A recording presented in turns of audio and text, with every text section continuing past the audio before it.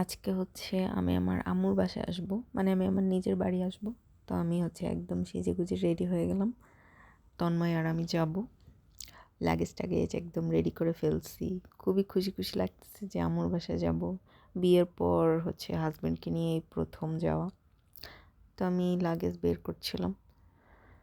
তারপর হচ্ছে আমরা লিফটের সামনে এসে দাঁড়ালাম, এখন লিফট দিয়ে নামবো।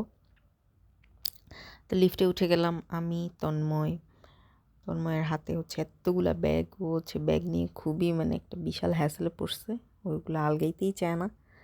যাই হোক, সব কিছু ম্যানেজ করে নিলাম। তারপর হচ্ছে আমরা বের হচ্ছি। তো এরপর একটা অটো ঠিক করলাম আমরা। অটোতে এত ঝাঁকি দিচ্ছিল, রাস্তা একটু ভাঙা টাঙা ছিল, মানে পুরা ঝাঁকির উপর ছিলাম। নতুন নতুন কাপড় আর কি আমরা। তো এরপর বাসায় আসলাম, আম্মু হচ্ছে নাস্তা দিল আমাদেরকে, নুডলস, আপেল, কমলা, আরও অনেক কিছু। আমার তো কিছু খেয়ালও নেই। এই তো মিষ্টি ইত্যাদি। তো এটা হচ্ছে আমার বিয়েতে পাওয়া কিছু গিফটের মধ্যে একটা। এটা হচ্ছে আমি একটা খুব দামি 3 পিস পেয়েছি।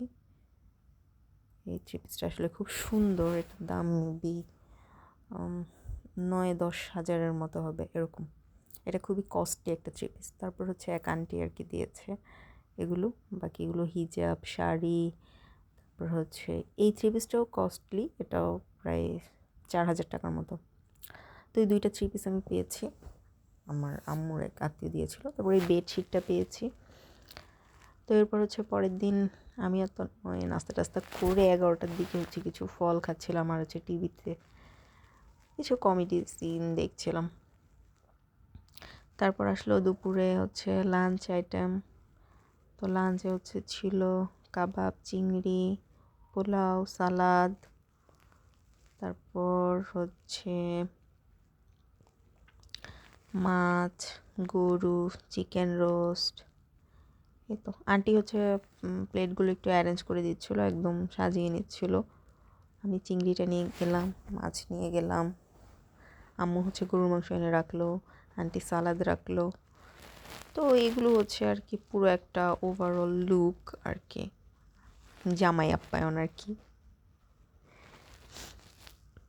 তো এখানে সব কিছু ছিল, কোক ছিল, ফ্রিজে বোরহানি ছিল, আমরা বের করিনি। ঠান্ডার মধ্যে এমনিতেই অবস্থা খুব খারাপ আমার, তো মানে গলার অবস্থা অনেক ভয়াবহ।